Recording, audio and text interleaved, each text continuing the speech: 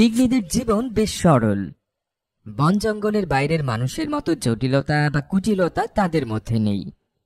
এরা বনে বসবাসকারী এক শান্তিকামী মানব সম্প্রদায়। বলা যায় জাতি হিসেবে পিগমিরা যাযাবর। বনে জঙ্গলে দল বেঁধে ঘুরে বেড়ায়, সুবিধাজনক স্থানে পাতা ও মাটি দিয়ে অস্থায়ী বাসস্থান তৈরি করে, কিছুদিন পর আবার হারিয়ে যায় বনের অন্য কোনো স্থানে। তবে তাদের মধ্যে কঠোর সামাজিক প্রথার দেখা পাওয়া যায়। প্রতিটি দলে থাকেন একজন করে দলপতি। পুরো দল তার নির্দেশে চলাচল করে। বিচরণ, শিকার, প্রার্থনা সহ সকল কর্মকাণ্ড তার তত্ত্বাবধানেই সম্পন্ন হয়।